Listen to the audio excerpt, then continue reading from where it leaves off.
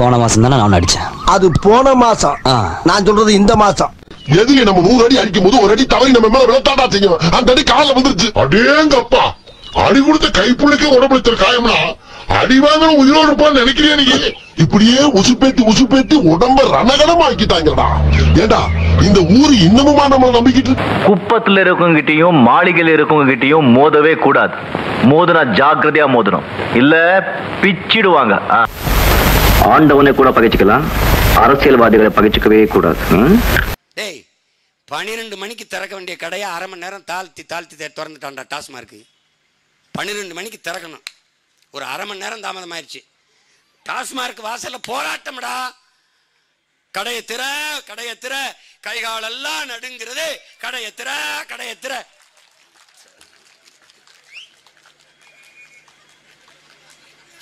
பண்றேன்னு தெரியல.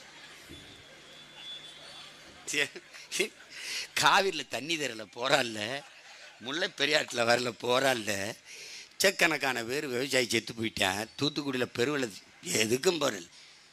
அரை மணி நேரம் தாமதம். எப்படி பாரு சமூகம் முன்னேறி இருக்கு பாரு. எப்படி இந்த சாராயம் வித்து பணம் பண்ணுகிற பொறுக்கிகள் படுபாவிகளா? உயிரை குடித்தாடா பணம் பண்ணுவீங்க? பணத்துக்கு எத்தனையோ தொழில் இருக்கு. சோறு போட்டு பணம் பண்ணலாம்,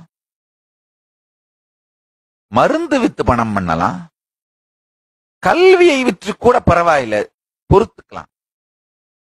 உயிர் கொல்லும் சாராயம் விற்றா பணம் செய்வீர்கள்? எங்கிட்ட ஒருத்தர் வந்தாரு, சாமி நான் விக்கலன்னா யாராவது செஞ்சு விற்க போறான், அதுக்கு நானே வித்துறலாம் தான். அடப்பாவி, இப்படித்தானடா எல்லாரும் நினைச்சுக்கிட்டு பியர் பிரஷரை கிரியேட் பண்றீங்க.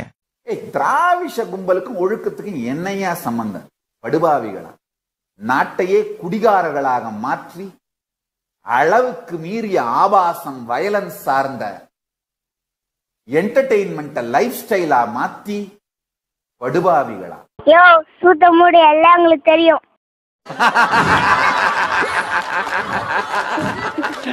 சாம்பார் ஆப் எனக்கு.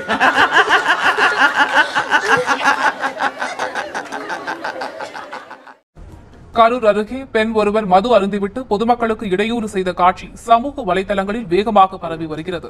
கரூர் அருகே லைட் ஹவுஸ் கார்னர் பகுதியில் பெண் ஒருவர் மது அருந்திவிட்டு சாலையில் சென்ற வாகனங்களுக்கு இடையூறு ஏற்படுத்தினார். இதை கண்ட அப்பெண்ணின் கணவன் அவரை கட்டுப்படுத்த முயன்றார். ஆனால் அவர் கணவரையே தாக்கிவிட்டு சாலைகளில் தாறுமாறாக நடந்து சென்றார். சமூக வலைதளங்களில் வேகமாக பரவும் அந்த காட்சிகளை இப்போது பார்ப்போம்.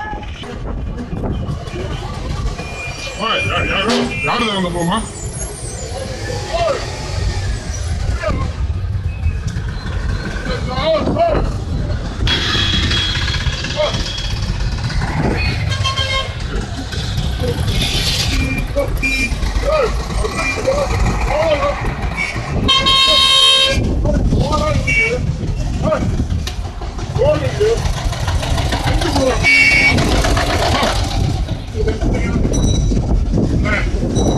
சொல்லணுமா?